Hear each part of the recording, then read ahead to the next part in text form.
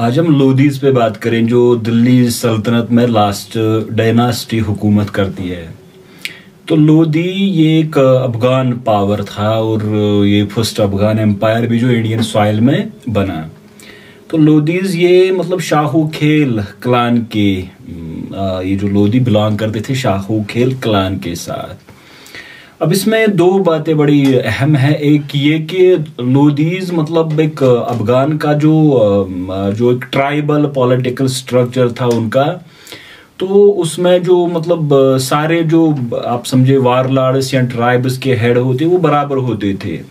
तो वहाँ यानी वो ट्राइबल पॉलिटी से एक आदमी का सुल्तान बनना और फिर बाकियों का उसको मानना एक बहुत बड़ी बात थी। दूसरी बात ये थी कि मतलब जो सल्तनत अब बिल्कुल श्रिंक होके वो सिकुड़ गई थी, तो बहुत सारे इलाके उससे अलग हो गए थे। एक फ्रेगमेंटेड सल्तनत उसके बाद थी। तो दोबारा से दिल्ली सल्तनत को या फिर जो बाद में शेर शाह और अकबर के टाइम में एक एम्पायर बनता था, एम्पायर बना, उसको बनाने में इनका बड़ा अहम रोल है। अब देखिए कि ये बालबन के टाइम में शुरू किए हैं और 1341 में जो मलिक शाहू जो इनका मतलब आप समझे बानी है हिंदुस्तान में, वो यहाँ आया तो वो नाकाम रहा। मतलब जो यहाँ पे मुल्तान में उन्हें रेड की थी, वहां पे मुल्तान को अपने कंट्रोल में लाने में। अच्छा, उसका जो बेटा था बहराम मुल्तान में ही रहा फिरोज शाह तुगलक के टाइम में, और ये हिंदुस्तान में कारोबार करते रहे। उसके बाद हम देखते हैं कि मलिक मर्दान दौलत जो कि मतलब यहाँ पे मुल्तान में था, और उसके बाद जो ये जो बहराम था उन्होंने वहां पे जो मलिक दौलत मर्दान दौलत उनके अंडर इन्होंने काम किया।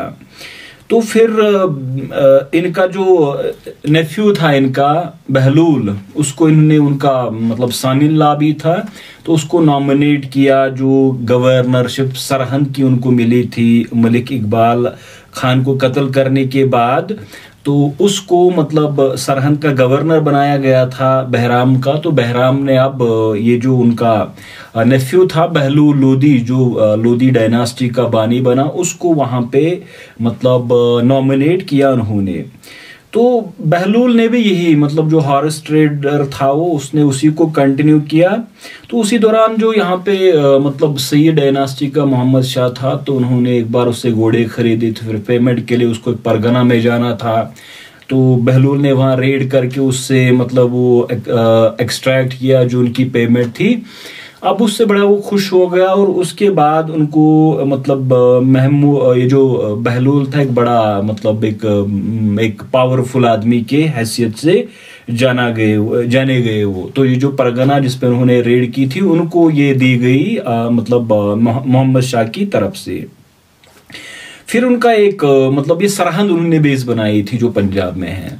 उनका एक इम्पॉर्टेंट टाइम आता है जब मोहम्मद शाह ने उनको, जो सैयद डायनास्टी के रूलर थे, जब मालवा के किंग ने, मालवा के सुल्तान ने हमला किया तो मदद के लिए, तो he called him for help.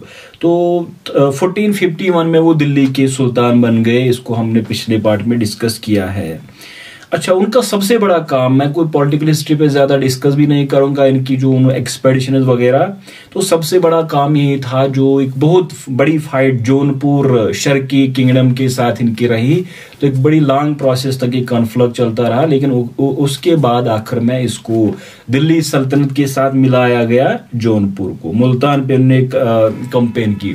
अच्छा, बहलूल का एक और बड़ा ये मतलब काम ये है कि उन्होंने 1468 में 69 में जो रुख में अफगानिस्तान में जो उनके अपने कबीले के लोग थे उनको यहाँ पे बुलाया था, यानी दियारे खुद से रुख से जो कि अफगानिस्तान में है।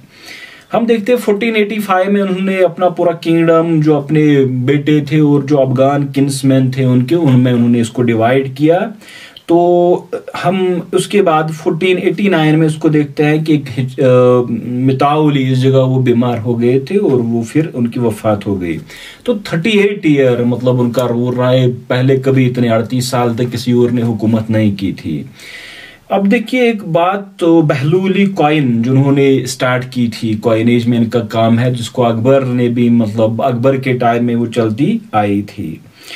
तो बड़ा एक रिलीजियस माइंडेड आदमी था, लेकिन इसका मतलब ये नहीं कि वो हिंदूज को जगह नहीं देता। हम देखते हैं रायकर और राय प्रताप, इसी तरह से त्रिलोकचंद वगैरह इसके करीबी साथियों में थे। तो वो अपने आप को जो राशिदीन कैलिफेट थे यानी खुलफाए राशिदीन, उनके मॉडल पे वो हुकूमत को मतलब चला रहा था, या आप समझो उसको मॉडल उस पे कर रहा था। वो जो मतलब 5वां हिस्सा या जो बराबर बूटी को तकसीम करना होता था वो उसको फॉलो करता था। याद रहे कि वो कभी तख्त पे नहीं बैठे, यानी मैंने जिस तरह कहा कि ट्राइबल पॉलिटी थी इनिशियल स्टेज में, तो वो अपने साथियों को मसनद आली कह के पुकारते थे। तो कुछ को तो वो मतलब बैठने की इजाजत देते थे और कुछ को खड़ा रहने के लिए कहा जाता था। तो ओवरऑल जो राजपूत दोआब के थे और जौनपुर उनका साथ बड़ा एक सक्सेसफुल उनका एक उनको कंट्रोल करने में उनको बड़ी मतलब सक्सेस हुई। अच्छा, उसके बाद आते हैं सिकंदर लोदी। असल नाम इनका निजाम खान था, तो उनको फादर ने अपने बहलूल ने मतलब नॉमिनेट किया था, लेकिन उनकी वफात के बाद, डेथ के बाद वहां पे नोबल्स बैठे और उन्होंने मशवरा किया कि यहाँ और भी कंटेंडर्स है, बारबेक शाह और आजम हुमायूं। लेकिन सिकंदर लोदी को अपनी माँ का साथ मिला, और उसके बाद जो एक वजीर था उमर खान सरवानी, यानी उमर जो वजीर था बहलूल लोदी का और उनकी माँ थी, उन्होंने उनको सपोर्ट किया। तो इस वजह से वो दिल्ली के सुल्तान बन गए, यानी बहलूल के बाद। तो जलाली में वो मतलब पहले अपने बाप का उन्हें वो जनाजा वगैरह पढ़वाया, और उसके बाद हम देखते हैं कि 16 जुलाई 1681 में 89 में वो यहाँ पे कोशिक फिरोज, जो फिरोज शाह का हंटिंग पेवेलियन था, वहां पे वो दिल्ली के सुल्तानी ने एक्सेशन यहाँ पे उनका होता है। उन्होंने जो मतलब नोबल्स उनके खिलाफ हो गए थे लोदीज में, आलम खान लोदी, ईसा खान लोदी, बरबैक, अजम हुमायूं, तो सबको हरा दिया। तो सिवाय आजम के इनको हरा के उन्होंने अपनी जगह दोबारा इंस्टॉल किया था। हम देखते हैं कि तातार खान लोदी के खिलाफ उनकी कंपेयर रही। उस दौरान जो राजपूत थे उन्होंने जौनपुर पे हम पे हमला किया। तो फिर एक फेमिन यानी कहद भी उनके टाइम में हुआ था पाफुन में। उसके बाद जब वो उनकी अपनी आर्मी के साथ वहां पे थे, तो हुसैन शर्की ने भी एक इन्वेजन किया। ये पॉलिटिकल हिस्ट्री को मैं डिटेल बात नहीं कर रहा उस पर, लेकिन ये उनके दौर में सब होता गया। अच्छा, उन्होंने कैपिटल को संभाल 1499 to 1503 इस जगह वो कैपिटल इन्होंने अपनी शिफ्ट की थी सिकंदर लोदी ने। तो उसी दौरान उनके खिलाफ एक साजिश हो गई थी आगरा में, बहुत सारे मतलब ये दिल्ली में। तो कुछ लोगों ने फतेह खान को वहां पे रूलर बनाने के लिए यानी सुल्तान बनाने के लिए एक साजिश, लेकिन उनको उसका पता चल गया। 1506 में उन्होंने आगरा, ये जो आगरा आज का है, उसकी फाउंडेशन डाली थी। बाशूर पोया ये जो देवली परगना था, तो ये आगरा 1506 में सिकंदर लोदी ने इसको बनाया था और अपनी कैपिटल बनाई थी। उसके बाद ग्वालियर कंपेन उनकी 1506 में होती है। अब देखिए, एक चेंज ट्राइबल पॉलिटी अफगान की जो चलती आ रही थी, उसमें एक नया मोड़ आता है जब सिकंदर लोदी दिल्ली के सुल्तान बनते हैं। अब वो तख्त पे बैठने लगे, और फिर उन्होंने जो रिसेप्शन के लिए यानी जो उनका रॉयल फरमान हो उसको किस तरह मुख्तलिफ प्रोविंसेस में रिसेप्ट किया जाएगा, उसके लिए बाज़ाब्ता अहकामात जारी किए कि ये जो मतलब जब भी किसी जगह हम फरमान भेजें तो 6 मील तक वो जो वहां का जो गवर्नर है वो उसको लेने के लिए 6 मील तक आ जाए, और उसके बाद वो पूरा फरमान अपने सर पे लेके मस्जिद में जाए, जुमा के दिन उसको पढ़ा जाए। तो फिर इसके बाद उन्होंने नोबल्स को कंट्रोल करने की कोशिश की और उनको कहा कि आप जागीर का जो अकाउंट्स है उसको दीवानी वजारत में सबमिट करें। उनका बड़ा एक मतलब स्ट्रांग सप्लाई सिस्टम रहा, और वो खुद भी सरप्राइज विजिट्स के लिए जाते थे। हम देखते हैं जुडिशियल सिस्टम उनका ये था, मियाँ बुआ, ये उनका एक मतलब जुडिशियल सिस्टम इनके अंडर था। और फिर वो हर पेटिशन को खुद सुनते थे, उसको नोट करवाते थे दरिया खान नोहानी से। तो ओवरऑल जो कंडीशन थी वो बड़ी प्रॉस्पेरस थी लोगों की। 1496 में सिकंदर लोदी के टाइम में क्रॉप फेलियर हुआ हिंदुस्तान में, तो फिर उन्होंने जो ज़कात थी यानी जो ग्रेन टैक्स था उसको माफ किया इस टाइम। अच्छा, तो मतलब कहा जाता है कि वो दो फरमान हर रोज अपनी आर्मी को भेजते थे, एक सुबह को और एक शाम को। तो फिर जो वीक सेक्शन है उनको महाना वो पैसे भी देते थे, इसी तरह से जो ऑर्फन गर्ल्स थी उनके लिए वो डाउरी वगैरह के लिए वो इंतजाम कर रहे थे। तो हम देखते हैं बहराइच में जो सालार मसूद गाजी के मज़ार पे एक उर्स मेले में तब्दील हुआ था और बड़ी इमोरल एक्टिविटीज हो रही थी, तो इसको उन्होंने कंट्रोल करने की कोशिश की। इसी तरह से जो सीताला गॉडेस की वर्शिप थी उसको भी उन्होंने यानी मतलब रोकने की कोशिश किया, उस पर आर्डर किया कि इसको ना किया जाए। हम देखते हैं कि वो खुद भी एक पोएट थे, लिखते थे, गुलरुखी के नाम से वो मतलब लिखते थे। तो कहा जाता है कि 70 स्कॉलर्स हमेशा उनके साथ शाम को होते थे, जो डिस्कस करते थे फिलोसफिकल या जो मतलब जूरिस्प्रूडेंस या फिर जो रोजमर्रा एडमिनिस्ट्रेटिव प्रॉब्लम्स उनके साथ। तो अब्दुल्ला खान अजदुहानी जिन्होंने उनको रोका था कि आप मंदिर जो है उनको मतलब तोड़े ना, उनके साथ इनका एक कन्फ्लिक्ट हुआ था। तो नागरकोट का मंदिर उन्होंने तोड़ा था और उसको एक कसाई के हाथ में दिया था ताकि वहां पे गोश्त वगैरह तोला जाए, ये बड़ा उसका एक मतलब। लेकिन वो खुद इसके लिए तैयार हो गया था कि जो शर्की किंगडम की मस्जिद मॉस्कस है उनको भी तोड़ा जाए। अच्छा, उसके बाद हम देखते हैं कि मतलब उसके टाइम में जो हिंदूज ने पर्शियन पढ़ना शुरू किया और जिस वजह से उनको अपॉइंटमेंट मिली। तो उसके टाइम में शेख अब्दुल्ला और शेख अजीजुल्ला, तो ये दो फिलोसफर्स थे जो दिल्ली में आए थे।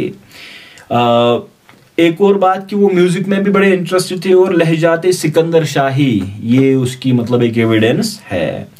और भी मतलब मैं टेम्पल्स में भूल गया कि मतलब उनने और भी कुछ टेम्पल्स थे जिनको उन्होंने तोड़ डाला था। तो 1517 में उनकी डेथ होती है, यानी सिकंदर लोदी की। अब उसके बाद 1517 में यहाँ पे जो ये जो एक्सेशन के लिए आते हैं, इट इज इब्राहिम लोदी जो बाबर के साथ फिर जंग में मारे गए थे। अच्छा, उसके मतलब टाइम में जब सिकंदर लोदी की डेथ हुई तो नोबल्स ने ये फैसला किया अब डुअल मोनार्की, यानी जो आप टेरिटरी है उसको दो, एक तो इब्राहिम और उसका जो भाई था जलाल, उसको तकसीम किया जाए पूरी, यानी अब दो सुल्तान दिल्ली में होंगे।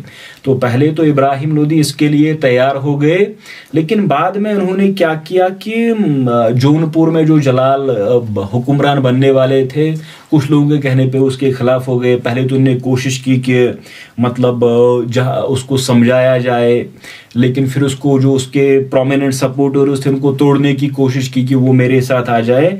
तो आखिरकार जलाल को पहले मतलब वो ग्वालियर भागा, उसके बाद मालवा, फिर जो गोंड्स थे उन्होंने उसको पकड़ के इब्राहिम लोदी के हवाले कर दिया और फिर मतलब वो मारा गया।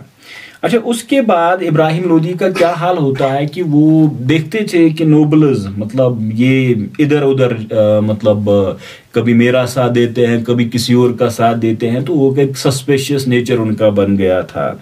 तो बहुत सारे जो आजम हुमायूं, मियाँ बुआ, जो बड़े प्रोमिनेंट नोबल्स थे, उन्होंने उनको इम्प्रिजन किया। तो इसी तरह से इस्लाम खान वगैरह या दरिया खान लोहानी, नासिर खान नोहानी, तो इन तमाम नोबल्स को उन्होंने अपने खिलाफ किया।